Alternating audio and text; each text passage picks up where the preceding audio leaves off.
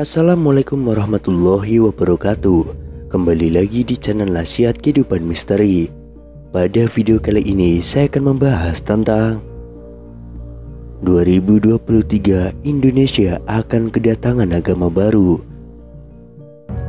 Ada yang memprediksi bahwa akan lahir agama baru di Indonesia pada tahun 2023. Tentunya hal ini mendapatkan perhatian publik. Bahkan tanda-tanda agama baru akan muncul itu turut disebutkan.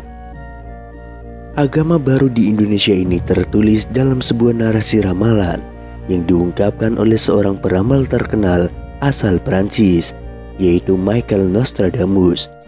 Ia diketahui masih memiliki garis keturunan Yahudi. Dalam narasi ramalannya, Nostradamus mengungkapkan bahwa di tahun ini, tepatnya tahun 2023, bakal ada guncangan soal aliran kepercayaan di dunia. Kedatangan agama baru yang lahir di Indonesia itu ditandai dengan sejumlah hal. Salah satu tanda tersebut yakni kemunculan seseorang yang dikenal dengan panggilan The Man from the East. Sosoknya disebutkan muncul dari negeri yang terletak di pertemuan tiga buah laut. Selain itu disebutkan, kemunculan sosok tersebut akan menggemparkan dunia timur dan barat. Dan ketika muncul, dia akan memakai sorban berwarna biru, serta merayakan hari Kamis sebagai hari istimewanya. Adapun tafsir tentang ramalan Nostradamus soal agama baru sebagai berikut. Yang pertama, munculnya agama baru yang akan mengguncang dan menguasai dunia. Agama ini tidak pernah dikenal dan diprediksi oleh umat manusia di seluruh dunia. Adapun agama itu diduga bernama Trisula Wedo, yakni agama yang hanya berisi 3 perintah dan 3 larangan. Sesuai dengan namanya, dalam ajaran agama itu setidaknya ada 3 perintah mengenai kewajiban manusia yang harus melakukan perbuatan yang benar, lurus, dan juga jujur. Sementara 3 larangannya mengenai manusia yang tidak boleh melakukan perbuatan yang merugikan orang lain, tidak boleh mencuri, dan berbuat kejahatan. Kemudian yang kedua, The Man from the East, atau laki-laki dari timur. Itulah julukan yang diberikan kepada pemimpin agama baru ini. Dikatakan dia akan menghapus seluruh agama-agama dan akan mendirikan agama baru yang akan dianut oleh semua makhluk di jagat raya ini.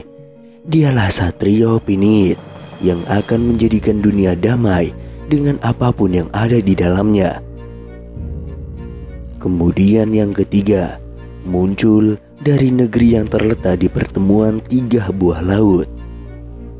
Maksud dari keterangan tersebut diduga berkaitan dengan kemunculannya yang berasal dari pertemuan 3 laut, yakni sebelah utara Pulau Sulawesi adalah Laut Sulawesi, dan di sebelah selatannya adalah Laut Flores, dan di sebelah timurnya adalah Laut Maluku.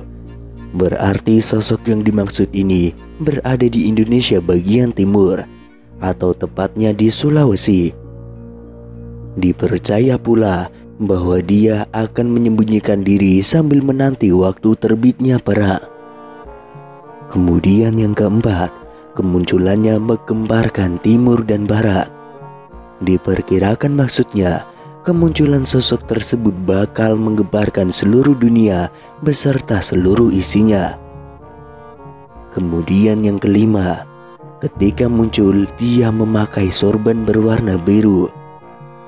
Sorban sendiri adalah selai kain yang lazim digunakan oleh umat Islam yang biasanya digunakan oleh orang Arab pada zaman pra-Islam untuk mengatasi hawa dingin atau teriknya matahari yang sangat menyengat, karena di daerah itu adalah gurun pasir.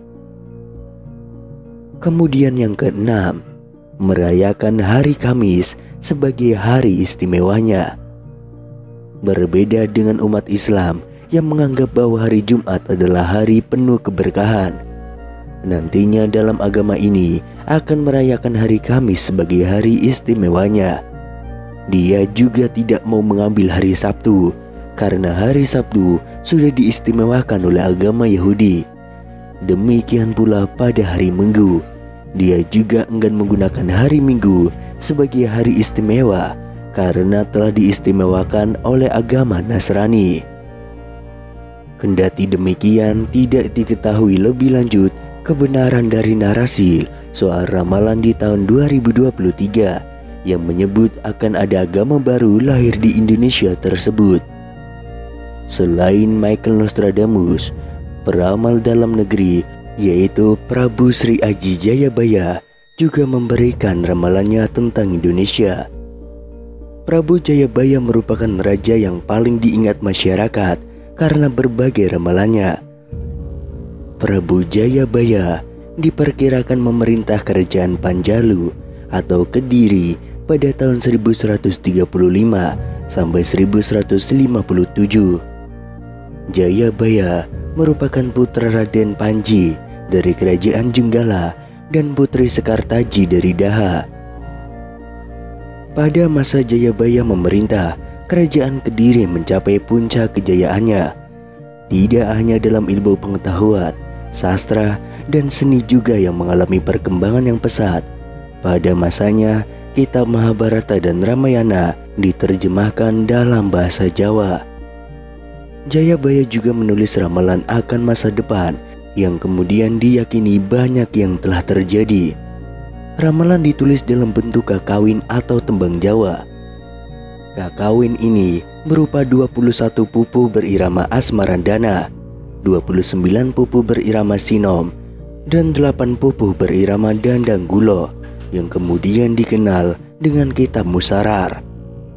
Masyarakat kemudian mencari makna dari tembang tersebut dan dihubungkan dengan masa depan. Ramalan Jayabaya diperkirakan akan berlangsung hingga tahun 2100 mendatang. Ramalan Jayabaya banyak yang mengupas mengenai situasi dan kondisi Nusantara, khususnya di Pulau Jawa. Salah satu ramalan Jayabaya yang berbunyi, "Besok nek wis ana kreta mlaku tanpa caran, tanah Jawa kalungan wesi, prau mlaku ing awang-awang, kali ilang ketunge, pasar ilang kumandange. Iku tondo yen zaman Jayabaya wis cedhak." Yang artinya, besok jika sudah ada kereta berjalan tanpa kuda, tanah Jawa berkalung besi, perahu berjalan di angkasa, sungai hilang lubuknya, pasar tidak lagi berkumandang, itulah pertanda zaman Jayabaya sudah dekat.